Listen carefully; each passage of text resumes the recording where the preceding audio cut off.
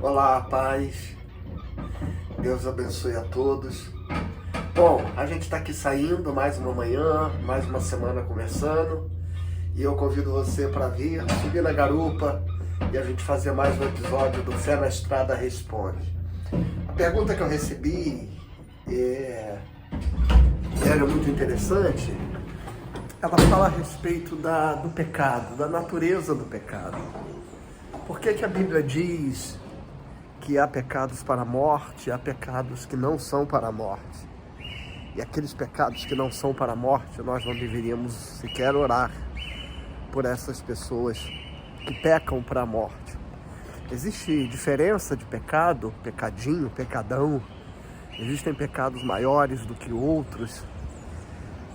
Vamos tentar responder isso. Sobe na garupa, roda a vinheta e fé na estrada.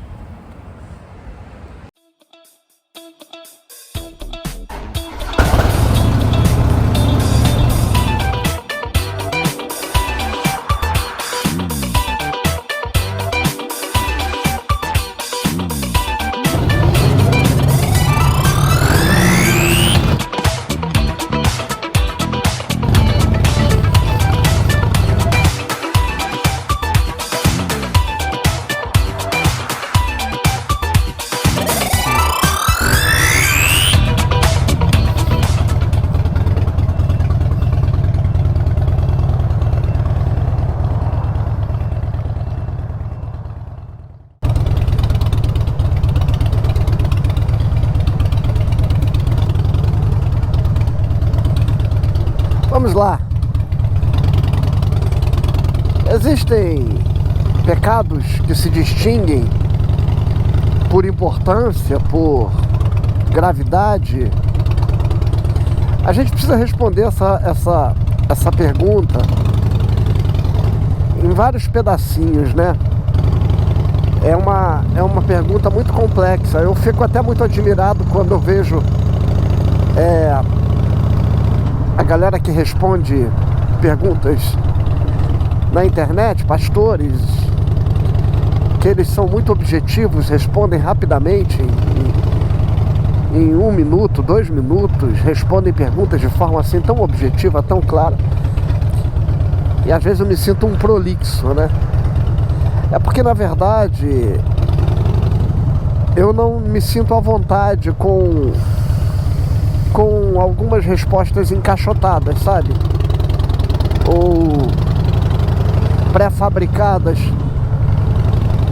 Porque a teologia tem disso, ela acredita que ela pode absolutizar conceitos que são complexos. Então eu poderia dar uma resposta muito objetiva aqui, rapidamente, e dizer é isso ou não é isso. Mas a resposta é muito mais complexa do que alguma coisa nesse sentido. Então eu convido a você a ter um pouco de paciência para a gente tentar responder isso, talvez em 3 blocos de respostas, onde primeiramente eu preciso falar de o que pensa a religião a respeito desse tema. Quando eu digo a religião, eu digo a teologia evangélica, protestante. E também a teologia cristã católico-romana, porque acaba que nós herdamos muito das compreensões católico-romanas, por mais que tentemos negar isso. As superstições do catolicismo estão muito presentes na praxis teológica dos evangélicos. A segunda parte da resposta talvez seja a tentativa de fazer uma hermenêutica, uma exegese, ou seja, uma interpretação conjunta aqui, eu e você, tentando olhar as nuances dos textos bíblicos que falam a esse respeito. E num terceiro momento, nós fazemos uma aplicação disso, porque teologia não faz nenhum sentido que se discuta se a razão de se discutir é ter conhecimento. A Bíblia é para ser aplicada. não é para ser conhecida. Então, se você conhece muito da Bíblia, mas não consegue fazer a aplicação dessa teologia bíblica que você tanto estuda e conhece, e fazer uma relação prática disso com a sua vida e uma contextualização disso, então seu conhecimento teológico não serve para nada. E talvez seja por isso que eu sinta tanta dificuldade com as respostas sucintas e absolutas da teologia para temas que tocam o ser humano e que nos desafiam a viver cotidianamente.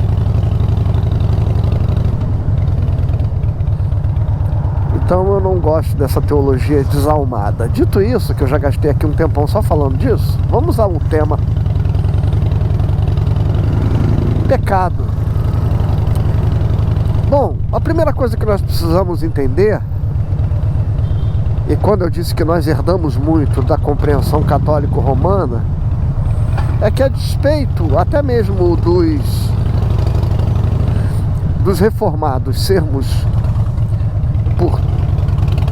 calvinistas por natureza e crermos na teologia da soberania, da graça de Deus, da justificação pela fé, e em absoluto acreditamos na justificação pelas obras,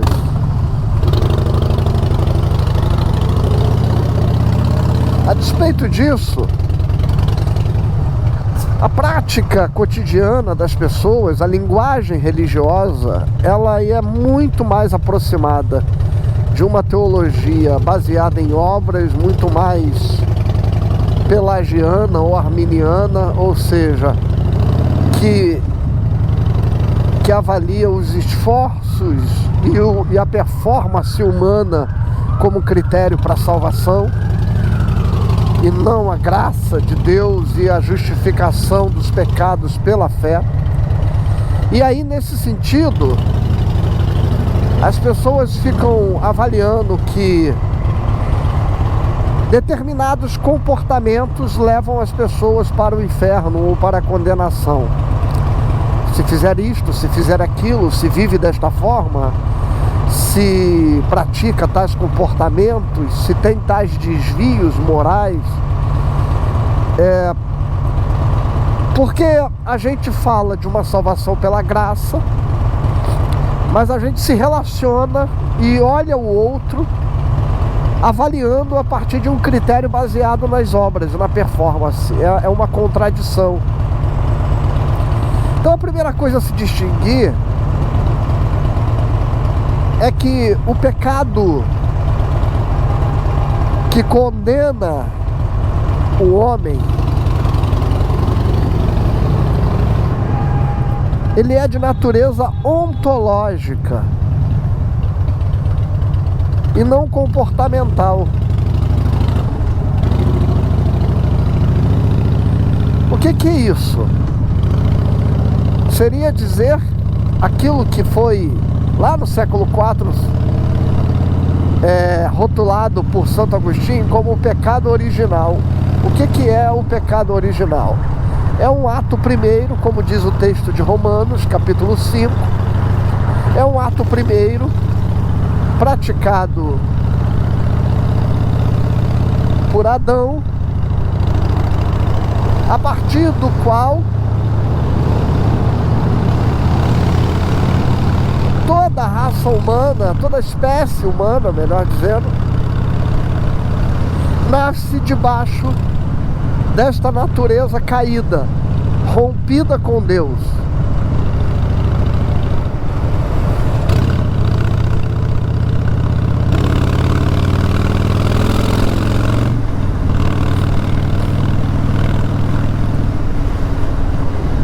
Então o pecado, ele é ontológico no sentido de que nós nascemos sob a escravidão, a égide do pecado. E para quem gosta da terminologia teológica ou dogmática, nós estaríamos falando de pecado original. Um pecado que passou a todos os homens, ontologicamente. Ou seja, então o homem não é condenado como castigo pelos pecados que pratica. O homem nasce condenado porque nasce sob uma natureza caída, pecadora, ontologicamente em inimizade com Deus, nascido da carne de Adão. E o que nos salva, por consequência, ou por conseguinte, não são então as boas obras que nós nos esforcemos para praticar. O que nos salva é a mudança dessa natureza ontológica, ou seja, é sermos regenerados pela obra do Espírito Santo naquilo que nós chamamos de nascer de novo, do novo nascimento, onde nós recebemos uma nova natureza, onde aquela natureza original, pecadora, ela é substituída em nós por uma natureza redimida, justificada, perdoada, regenerada a partir da fé em Jesus Cristo. Então não tem a ver com o que eu faço, não tem a ver com as obras, tem a ver com quem eu sou. Então o homem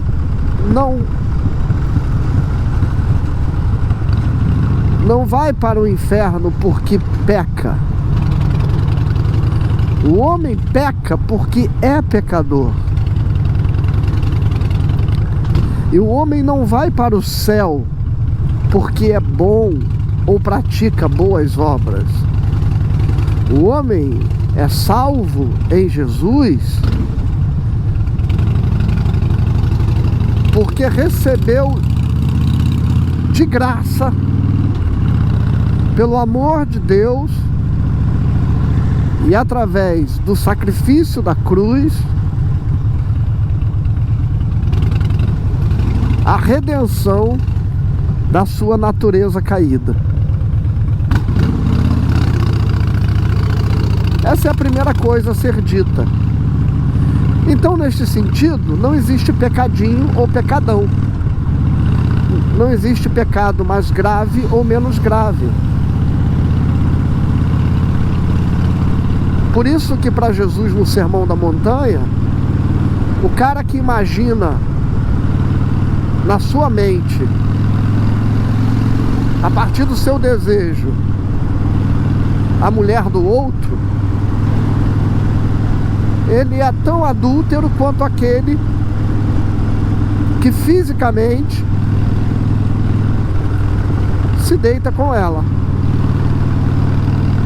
É por isso que para Jesus, aquele cara que simplesmente abriga ódios no seu coração é tão assassino quanto aquele que mata alguém fisicamente.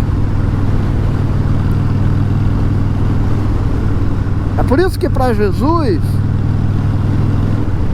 aquele que se rebela do ponto de vista de não respeitar o outro, o próximo,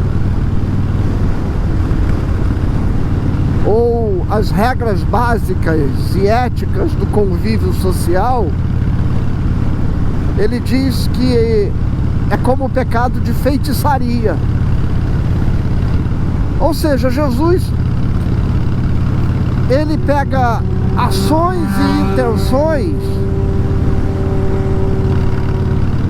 Jesus pega a potência de pecar que me habita e iguala ela ao ato de quem pratica o pecado e diz: não há nenhuma diferença, porque se na essência de quem você é pecador, não importa o esforço que você faça por ser uma pessoa boa.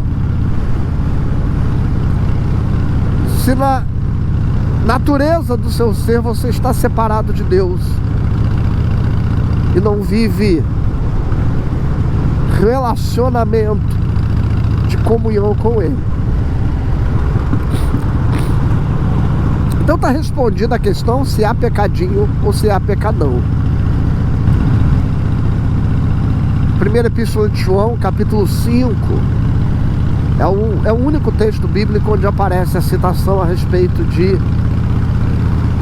pecado para a morte, pecado que não é para a morte. E aí eu vou convidar você para a segunda parte dessa resposta, ou seja, que na verdade vai ser a primeira, né? Eu fiz aqui apenas uma introdução sobre o pecado, mas no próximo vídeo a gente fala sobre o texto da primeira carta de João, capítulo 5. Dá tempo até de você ler, para quando a gente for conversar, você já saber o contexto. Mas eu recomendo, inclusive, que se você tiver um tempinho, dá uma lida na epístola inteira, em toda a primeira carta de João. Porque entender o que João quer dizer no capítulo 5, quando ele diz que há pecados para a morte, pecados que não são para a morte, tem a ver necessariamente com você entender o contexto da epístola de João, por uma regra básica de exegese. O texto bíblico, ele é interpretado dentro do contexto da própria Bíblia. E quando um texto ele não tem contexto em nenhum outro lugar nas Sagradas Escrituras, significa que a regra de interpretação dele está restrita e limitada ao seu contexto imediato, ou seja, ao próprio livro, à própria Epístola de João. Dá uma lida e a gente volta no próximo episódio. E fé na estrada. Paz.